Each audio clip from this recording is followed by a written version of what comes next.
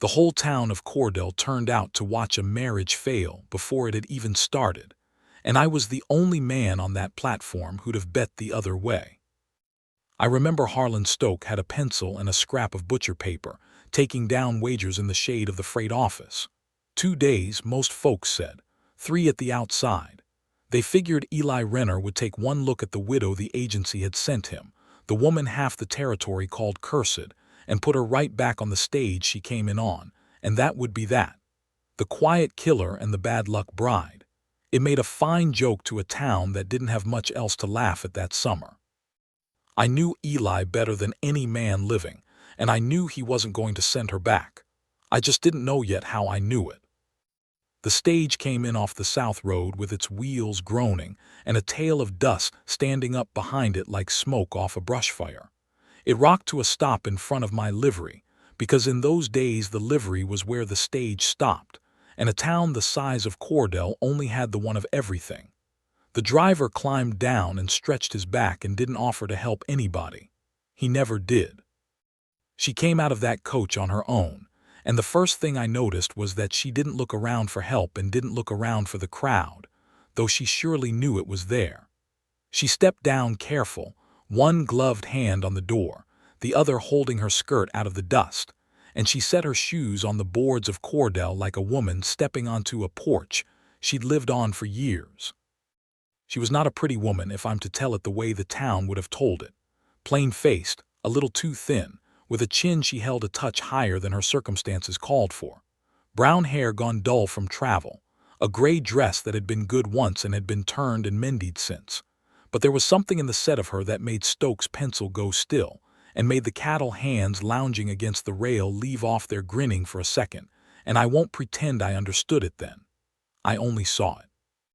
"Mrs. Whitmore," I said, because somebody had to, and it plainly wasn't going to be any of them. "Della Whitmore," she said, "is Mr. Renner here?" The whole platform held its breath at the name. You'd have thought she'd asked after the devil. "He'll be along," I told her. "He don't care much for crowds. I expect that's why he ain't here yet. I'm Tom Prout. I run this place. Let me get your trunk." She thanked me and watched me wrestle her trunk down off the boot, and it wasn't a heavy one, which told me most of what she owned was on her back. While I worked, I heard the town doing what towns do. The whispers ran along the rail and across the street and into the open door of the mercantile. "That's her, the cursed one. 2 men dead, ain't that the story? First a husband, then a man she was promised to, drowned at a crossing. The agency couldn't place her nowhere, so they sent her clear out here to Renner, because who else take her, and what's it matter if he does? The man's already killed more than the fever has." She heard it. I watched her hear it. She didn't flinch and she didn't color up. She just folded her hands in front of her and waited, and the waiting was so steady it shamed them into lowering their voices, which around Cordell was as close to courtesy as a stranger was apt to get. That was when Eli rode in. He came down the middle of the street at a walk, the way he did everything, and the crowd parted for him the way crowds always did, not out of respect exactly, but out of the plain animal sense that tells you to give a wide berth to a thing that's killed. He was a big man gone lean with years, and he wore his age and his reputation both like a coat he'd stopped noticing. He didn't carry his pistol low and tied down the way the young toughs did to look dangerous. He carried it high and easy the way a man does who has never once in his life needed to hurry it. He stopped his horse at the rail and got down and stood there, and he looked at Della Whitmore, and he didn't say one word. The town leaned in. This was the moment. This was the $2 Stoke had riding on it. Della looked back at him. She was a small woman beside him, and she had to tilt her chin up to do it, and she did it without dropping her eyes, which I'd seen grown men fail to do with Eli Renner. The silence between them stretched out so long that somebody behind me laughed, a short, nervous bark, and somebody else hushed it. "You'll be Mr. Renner," she said at last. "I'm sorry I'm not what the letters likely led you to expect. The woman who wrote them for the agency had a generous way with a description, and I didn't have the means to correct her." Eli looked at her a moment more. Then he picked up her trunk like it weighed nothing, and he set it in the back of his wagon, which he'd left at the end of the street, and he came back and stood by the wagon's wheel with his hand out to help her up. That was his answer. He didn't make a speech of it. He never made a speech of anything. But the whole town saw it, and Stoke folded up his butcher paper, and the cattle hands quit grinning for good, and I'll tell you the truth. I felt something turn over in my chest that I hadn't felt since the old days on the trail, back before the silence took him. She let him hand her up. She arranged her skirt, and as the wagon pulled out, I heard Stoke say low to nobody, "Won't last the week. Bad luck like that don't change. It just finds a new place to land." I should have walked over and knocked his teeth in right then. It would have saved everybody a deal of grief. But a man never knows the cost of his patience till the bill comes due. Now I have to tell you about the silence, because you can't understand any of what followed without it. Eli Renner had not always been a quiet man.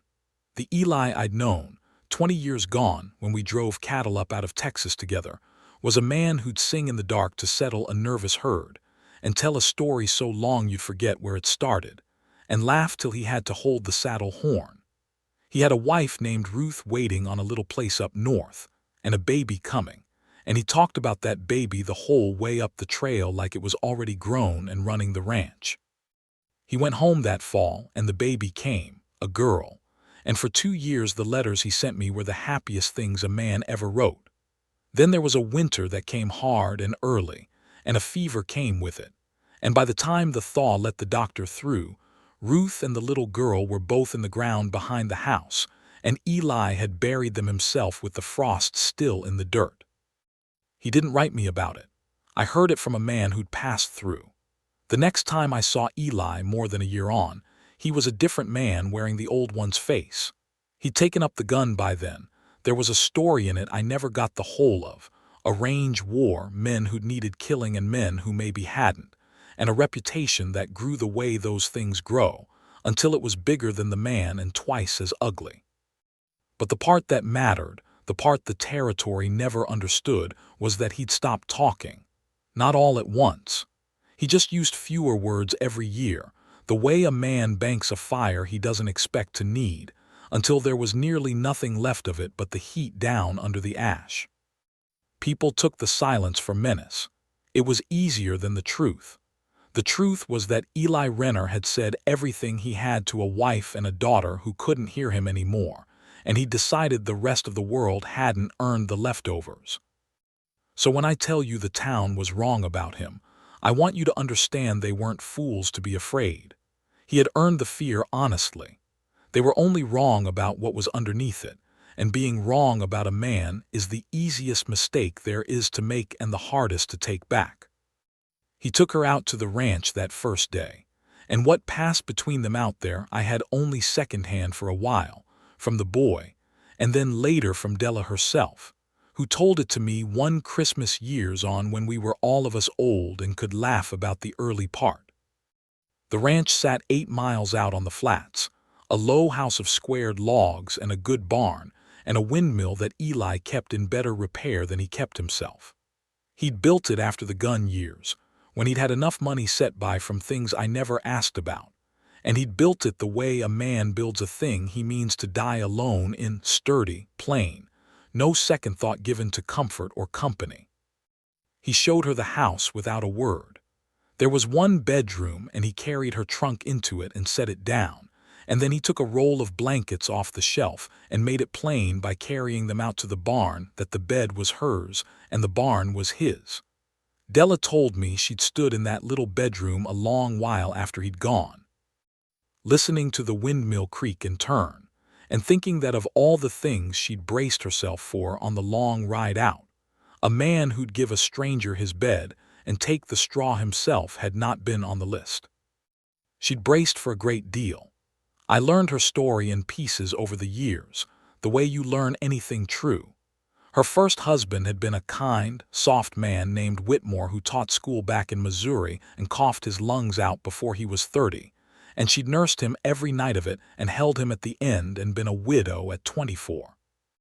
Then there'd been a man, a freighter decent enough who'd asked for her and meant it, and who'd drowned fording a river that was nothing the week before and a killer the day he tried it. After that, the talk had started. A woman who buries 2 men before she's 30 must be carrying something, the talk said, some shadow that follows her. And once a thing like that gets said in a town, it doesn't matter that it's foolish. It only matters that it's been said. She'd answered the agency's advertisement because there was nothing left for her where she was but to be pointed at. She'd known, more or less, what she was being sent to. The agency woman had been honest with her in private, even while she lied to Eli on paper. He's not a gentle reputation, Mrs. Whitmore. You understand what folks call him. And Della had said she understood, and that a man's reputation and a man were 2 different sizes more often than not. And that anyway a woman the world called a curse, and a man the world called a killer, might at least have the comfort of expecting nothing of each other. I think that's why she could look at him steady on the platform when grown men couldn't. She'd already been buried alive by other people's talk. There wasn't much left in a hard man's silence to scare a woman who'd survived being whispered about. The first week, they hardly spoke at all. She cooked, because she'd asked him with signs and short questions where things were, and a kitchen is a kitchen the world over. He came in at dusk and ate what she set down and nodded once and went back out. She told me she thought, that first week, that she'd made a mistake she'd have to live inside of for the rest of her life. That she'd traded the cruelty of a town that talked too much for the loneliness of a man who didn't talk at all, and she wasn't sure which was the colder place to die in. Then the boy showed up, and that was the first crack in it. His name was Sam, and he was about 10, and he belonged to nobody. His people had died on the trail 2 years before, and he'd been passed hand to hand around the county the way, a thing nobody wants gets passed, sleeping in barns, doing chores for meals, beaten when he was caught stealing and beaten about as often when he wasn't. He'd taken to drifting out to Eli's place because Eli, alone of everybody, had never once raised a hand to him. Eli would find him asleep in the hay and leave him be. He'd find food gone from the smokehouse and say nothing. It was about the only charity in the man's life in those years, and it was the kind of charity that doesn't even know it's being given. Della found Sam in the barn her 8th morning, curled up against a cow for the warmth, and her first act was to feed him, and her second was to put him in a tub of warm water over his loud objections, and her third was to take a comb and a pair of scissors to a head of hair that had gone half to felt. By noon she had him in one of Eli's old shirts with the sleeves rolled up 6 times, sitting at the table eating his 4th biscuit, talking a blue streak the way a starved child will talk to the first soul that's been kind to him in memory. Eli came in for the noon meal and stopped in the doorway. He looked at the boy at his table, and the boy looked up at him with biscuit on his face, suddenly scared, the way a stray goes still when the big dog comes in. And Della, with her back to Eli at the stove, said, not turning around, "He'll eat here from now on. A child sleeping in a barn in this country will be dead by February, and I won't have it on my conscience, and I don't expect you'll want it on yours." It was the most words anybody dared aim at Eli Renner in a year. The boy held his breath. I'd have held mine. Eli looked at the boy a while. Then he sat down at his own table and he said to the boy in a voice like a hinge that hadn't turned in a long time, "Wash before you come to her table. She works hard at it." 4 words more than the town had got out of him in a season. The boy nodded so hard I'm surprised his head stayed on. And Della told me, had to keep her face to the stove a minute longer than the cooking called for, because something had gone tight and warm in her throat and she didn't want either of them to see it. That was the first word. After the first one, the rest came slow, the way water comes back to a creek bed after a dry year, a trickle, then a thread, then, in time, a steady run. I started seeing it in town. He'd come in for supplies on a Saturday like always, but now there were 2 of them, the boy riding the wagon seat beside him and sometimes a list in the boy's hand in a woman's clean hand. The boy would call out the things and Eli would carry them and pay, and once by the mercantile I heard Eli say to the boy, "Not that, the other," She wanted the good thread, not the cheap. She knows the difference even if you don't. And he almost smiled when he said it. Almost. I'd not seen the ghost of that look on him in 20 years, and it near about took my legs out from under me. The town saw it too, and the town did not care for it. You'd think folks would be glad of it. A child off the streets, a hard man softening, a marriage that hadn't ended in disaster the way they'd bet it would. But Cordell had a story it was comfortable with, and the story was that Della Whitmore was bad luck, and a town will defend a comfortable story the way it'll defend its church. Every day that the curse failed to land was a day the story looked foolish, and Stoke and his kind had money down and pride besides. So they went to work on it the way small men do. Stoke wouldn't extend Eli the freight credit he'd always had, said the account had grown unreliable, and everybody knew what he meant by unreliable. The doctor's wife crossed the street when Della passed. At the mercantile, Della would set her goods on the counter and the clerk would serve two people who'd come in behind her before he'd serve her, and call it an oversight, and do it again the next week. They never said the word curse to her face. They didn't have the courage for it.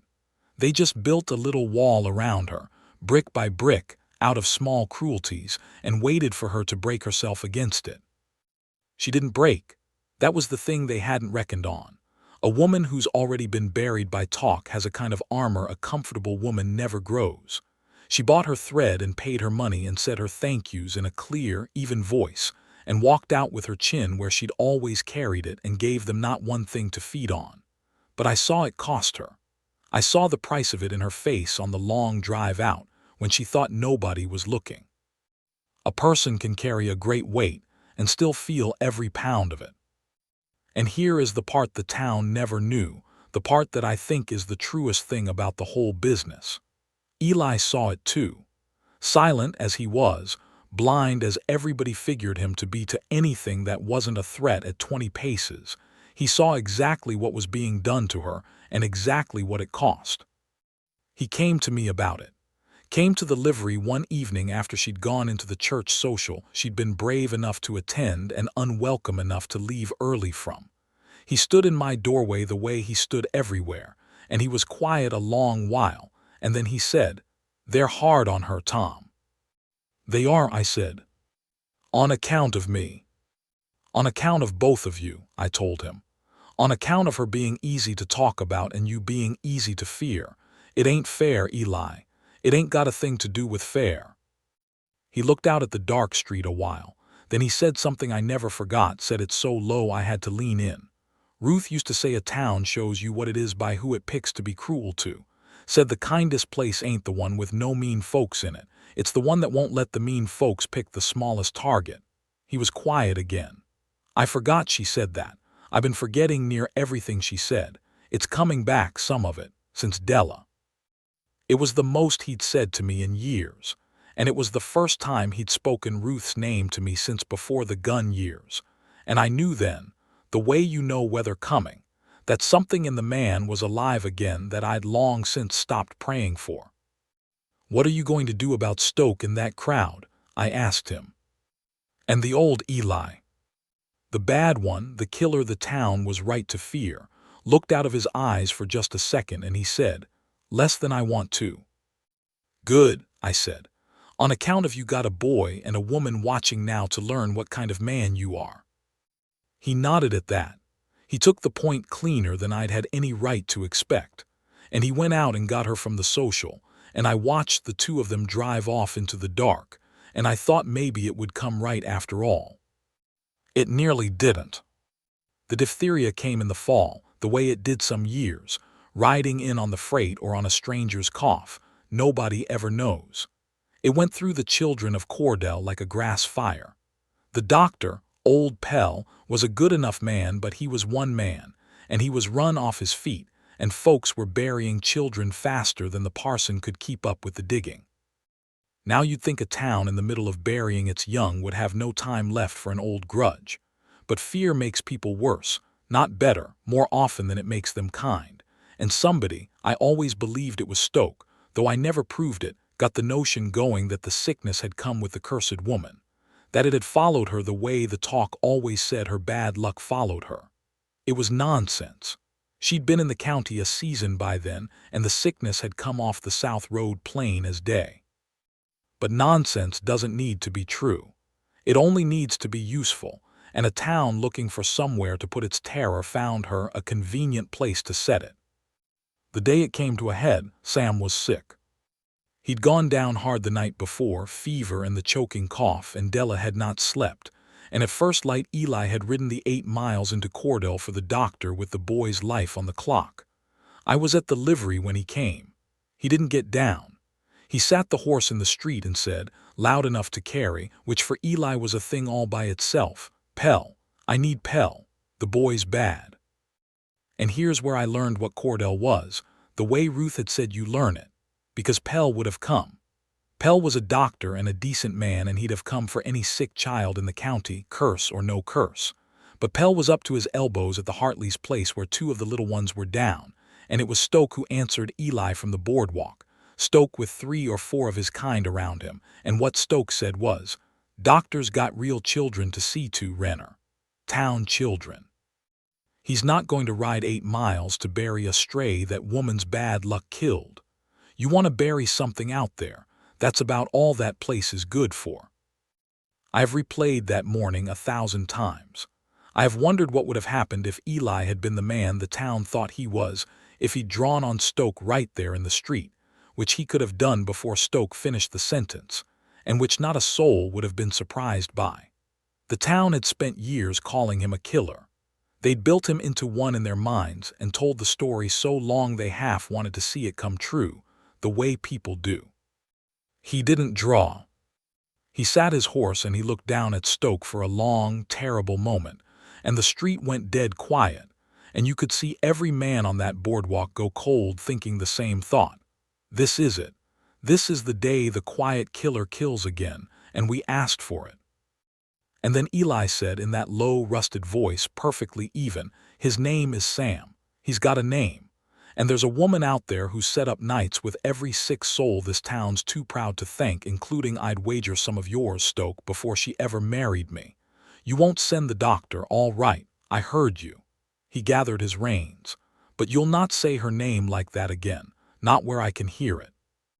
I've buried a wife and a child of my own, and I'll not stand and listen to a man who's never sat up one night with a fever tell me whose grief is real." It was the most words anybody in Cordell had ever heard Eli Renner say at one stretch in his life, and there wasn't a gun in it. There wasn't a threat in it that you could point to. There was just a man, plain, telling the truth out loud, and it was somehow more terrible than any gun would have been, because it left Stoke standing there with nothing to be brave against. You can be brave against a drawn pistol. There's no being brave against a man who's stopped pretending and just told you what you are. Eli turned his horse to ride for the Hartleys himself, to wait out front of Pell's work and beg or carry the man bodily to his boy if he had to. And that was when Della came down the street. She'd hitched the wagon and driven in herself behind him, because she couldn't sit still in that house with the boy choking and do nothing.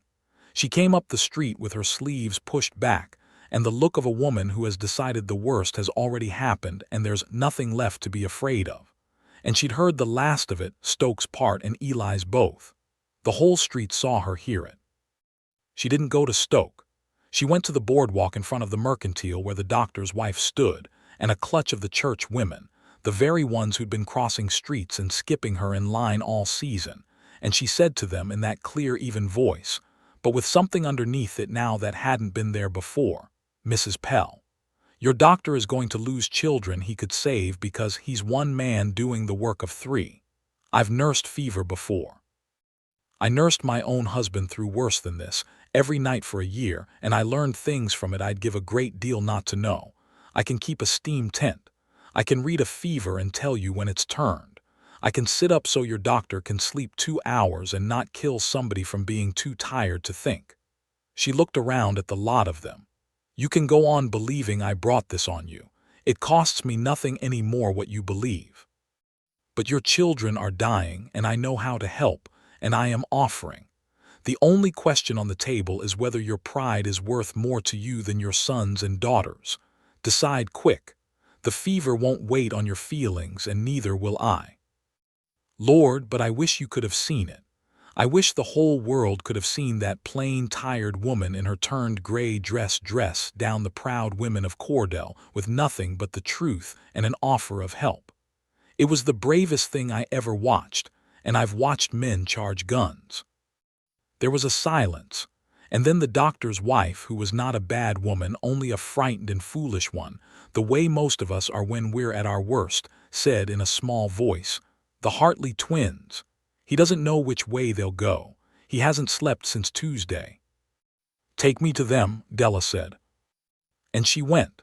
She left her own sick boy in the wagon with Eli to carry home, and she trusted Eli to do it because she'd come to know the thing the town hadn't, that the man would lay down his life before he'd let that child come to harm. And she went and did the work she knew how to do. She was in Cordell 3 days and the better part of 3 nights. She kept the steam tents and read the fevers and spelled the doctor so he could sleep, and she lost 2 children she'd have given her own life to keep, and she saved 11 that would have died without her. And that is not my arithmetic. That is old Pell's, and he said it from the pulpit at the harvest service after, with Della sitting in the back where she always sat, because he was the kind of man who'd correct a wrong in public if it took the rest of his standing to do it. Eli took Sam home and Della's nursing notes with him, scrawled on a page she'd torn from the agency's own letters, and he kept that steam tent over the boy for 2 days and 2 nights with his own hands, a man who'd never tended anything in his life softer than a horse, and the boy lived. The boy lived, and he grew up, and he's a grandfather now with a ranch of his own, and he named his oldest girl Della and his oldest boy Eli, in case you wondered how that account came out in the end. When the sickness burned through and the burying was done and the town came back to itself the way a town does, Cordell was a changed place toward Della Whitmore, and changed places are awkward places, because everybody knows what they used to be and nobody quite knows how to say so. Folks who'd skipped her in line now tipped their hats too hard. The doctor's wife brought a pie out to the ranch and stood on the porch not knowing what to do with her hands. It was clumsy and it was late and it was not nearly enough, and it was, all the same, the curse breaking, not with a thunderclap, but the way ice breaks on a creek in spring, a crack here and a crack there, and then one morning it's just gone and the water's running free and you can't rightly say when it happened. But the thing the town did, the changing of its mind, was not the thing that mattered most. I want to be careful to tell it right, because if I let you think the story is that the town came around, then I've told it like a town would tell it, with the town at the center of it, and that's exactly the lie the whole business had been built on. The town was never the center of it. The town was just the weather. The story was the 2 of them. Here is the part Della told me herself, that Christmas, years on. The night the sickness finally broke, when she came home to the ranch worn down past anything, she'd made up her mind to leave him. I know how that sounds, but hear it the way she meant it. She'd lain awake in Cordell during those long nights between the children, and she'd thought it through cold and clear the way you can only think things at 3 in the morning with somebody dying in the next room. She'd thought, this good man took me in, this man the world threw away, and I have brought the world's hatred to his door. The freight credit, the cruelty to the boy, the talk, she'd convinced herself it was the curse after all, only not the kind the town meant. Not bad luck, just her. That she was the kind of woman who cost the people near her, and that the kindest thing she could do for the first man who'd ever simply been decent to her was to take herself off and stop costing him. So she came home meaning to tell him she'd go.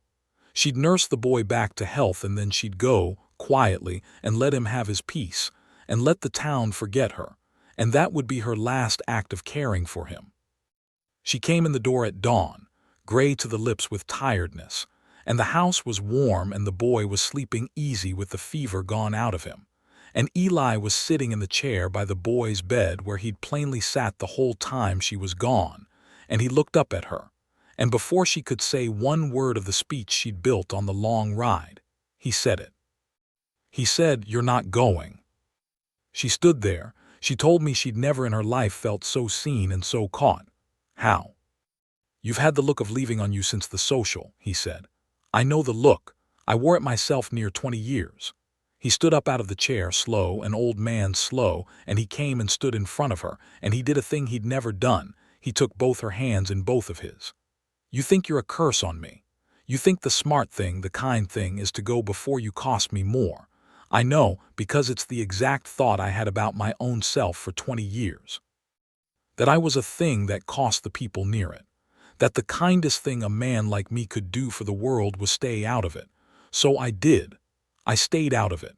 20 years I stayed out of my own life because I'd decided I was bad luck to be alive. He held her hands.